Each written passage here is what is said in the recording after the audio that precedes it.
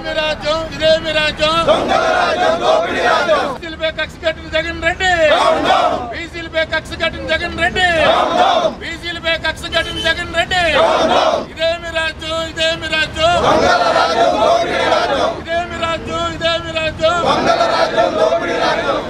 బతకనివ్వకుండా చేస్తున్న జగన్మోహన్ రెడ్డి, 8,000 ఎకరాల బీసీలు లాక్కున్న జగన్మోహన్ రెడ్డి, జగన్మోహన్ రెడ్డి బీసీలను అణగదొక్కుతున్న జగన్మోహన్ రెడ్డి.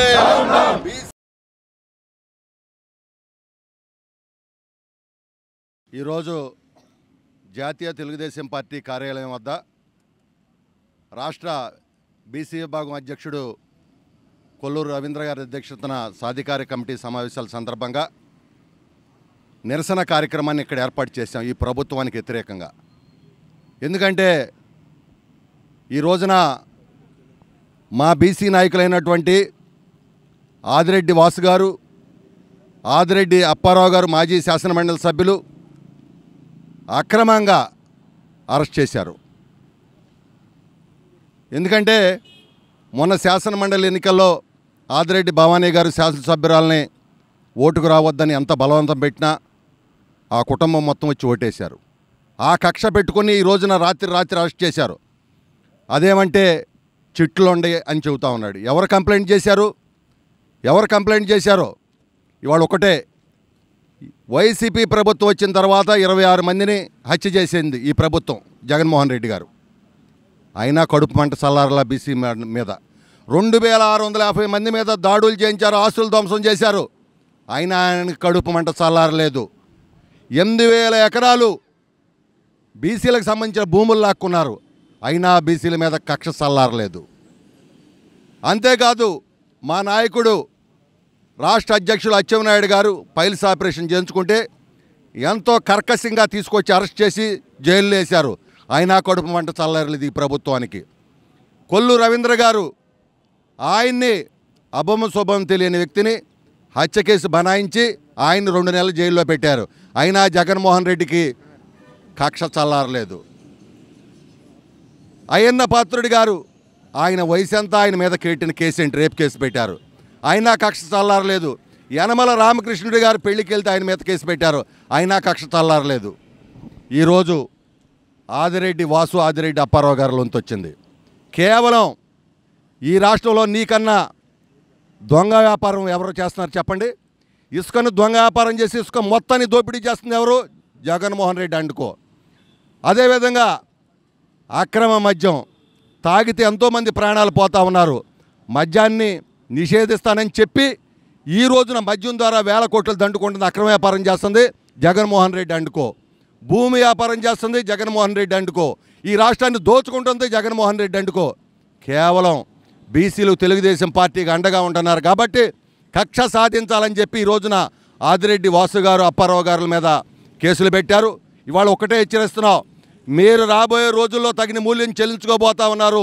బీసీలందరూ మిమ్మల్ని బంగాళాఖాతంలో కలిపే రోజులు దగ్గరకుండే, మిమ్మల్ని తరిమి ఈ రాష్ట్రం నుంచి కొట్టే రోజులు ఇంకా చాలా దగ్గరలో ఉండే అని చెప్పి హెచ్చరిస్తూ గుర్తుపెట్టుకోండి. మా బీసీల జోలికి వస్తే భవిష్యత్తులో రవీంద్ర గారి నాయకత్వంలో ఈ బీసీ విభాగం మిమ్మల్ని బంగాళాఖాతంలో కలపడం ఖాయమని చెప్పి హెచ్చరిస్తా ఉన్నాను. వైఎస్ఆర్ జగన్మోహన్ రెడ్డి ప్రభుత్వం అడుగడుగున తన అవినీతిని కప్పిపుచ్చుకోవడానికి ఇవాళ అక్రమ అరెస్టులు చేస్తున్నారనే దానికి మరొక నిదర్శనం ఆదిరెడ్డి అప్పారావు గారు, ఆదిరెడ్డి వాసు గారిల అరెస్టే.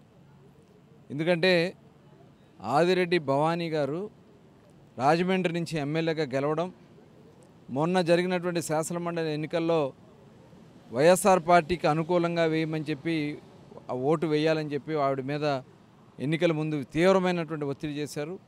అయినా కూడా తలొక్కకుండా ఆవిడ వచ్చి తెలుగుదేశం పార్టీ బలపరిచినటువంటి అభ్యర్థి పంచుమతి అనురాధ ఒక బీసీ మహిళగా ఆవిడ వచ్చి ఓటేశారనే కక్షతో మరి ఈరోజు ఎటువంటి కంప్లైంట్ ఇవ్వనటువంటి చిట్ ఫండ్ కంపెనీ పైన వీళ్ళు దాదాపుగా 40 సంవత్సరాలుగా వ్యాపారం చేస్తూ ఉన్నారు.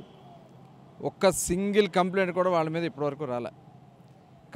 కావాలని ఉద్దేశపూర్వకంగా సిఐడి విజయనగరం నుంచి డిఎస్పీని తెప్పించి ఇక్కడ సెంట్రల్ వైఎస్ఆర్ పార్టీకి సంబంధించినటువంటి ఆఫీసులు కొంతమందిని పంపించి తప్పుడు కేసులు పెట్టి మరి మొన్న ఆదివారం రోజులు ఉదయం తెల్లవారుజామున 4:30కి అరెస్ట్ చేయడం అనేది ఇది చాలా దుర్మార్గమైనటువంటి చర్య. ఇవాళ జగన్మోహన్ రెడ్డి ఒక ఆర్థిక ఉగ్రవాది. దాదాపు 11 సిబిఐ కేసులున్నాయి, ఈడీ కేసులున్నాయి. ఇవాళ నువ్వు వాయిదాలకు వెళ్లకుండా తప్పించుకుంటూ పిటిషన్లు వేసుకుంటూ తిరుగుతున్నటువంటి ఈ జగన్మోహన్ రెడ్డికి ఇవాళ ఈ రకంగా ఒక కక్ష సాధింపుల చర్యలు చేస్తూ ఉన్నాడు. ఎన్నికల ముందు చెప్పావు అగ్రిగోల్డ్ అన్నావు, ఇవాళ అగ్రిగోల్డ్లో ముద్దాయిని తప్పించే కార్యక్రమానికి నువ్వు చేస్తూ ఉన్నావు. ఇవాళ ఎక్కడన్నా బాధితులకి న్యాయం చేశాడా ఈ ముఖ్యమంత్రిని మేము అడుగుతూ ఉన్నాం. అదే కాదు, మరి వైజాగ్కి చెందినటువంటి మల్లా విజయ్ ప్రసాద్ 4,000 కోట్ల రూపాయలు చిట్ ఫండ్లో అవినీతి చేసి కంప్లైంట్లు వచ్చి ఎగ్గొడితే కనీసం వాళ్ళు ఇంకా చూడవు.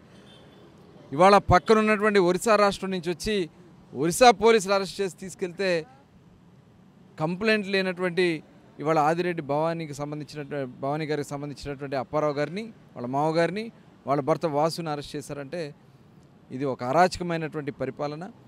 ఖచ్చితంగా ఇవాళ ఈ జగన్మోహన్ రెడ్డి వచ్చే దగ్గర నుంచి బీసీలని అణిచేసే కార్యక్రమం జరుగుతోంది. అందులో భాగంగా దాదాపు 26 మందిని పొట్టన పెట్టుకున్నాడు. ఇవాళ దాదాపు 2,500 కేసులు పెట్టాడు. ఆస్తులు ధ్వంసం చేస్తూ ఉన్నాడు. ఇవాళ ఈ రాష్ట్రంలో పెట్టుబడులు నేను ప్రోత్సహిస్తానని చెప్తున్నటువంటి వ్యక్తి ఇవాళ బీసీలను వ్యాపారం చేసుకోకుండా ఈ రాష్ట్రం నుంచి తరిమేసే కార్యక్రమాలు చేస్తూ ఉన్నాడు. దయచేసి ఇప్పటికైనా ప్రజలందరూ కూడా అర్థం చేసుకోవాలా. ఇలాంటి దుర్మార్గుడి పైన ఇవాళ చంద్రబాబు నాయుడు గారు అదేవిధంగా తెలుగుదేశం పార్టీ మొత్తం కూడా పోరాడుతూ ఉంది. ఆదిరెడ్డి అప్పారావు గారికి, ఆదిరెడ్డి వాసు గారికి, ఎందుకంటే ఆదిరెడ్డి అప్పారావు గారు బీసీలకి మొట్టమొదటి నుంచి కూడా నాయకత్వం వహిస్తున్నటువంటి వ్యక్తి. వారికి అండగా యావత్ ఆంధ్ర రాష్ట్ర ప్రజానేకం ఉండాలా. ముఖ్యంగా బీసీ వర్గాల వారి పక్షాన పోరాడతామని కూడా తెలియజేస్తూ ఇప్పటికైనా ముఖ్యమంత్రి గారు మరి మంచి నిర్ణయాలు తీసుకోకపోతే ఖచ్చితంగా తగిన మూల్యం చెల్లించుకుంటాడని కూడా హెచ్చరిస్తా ఉన్నాను.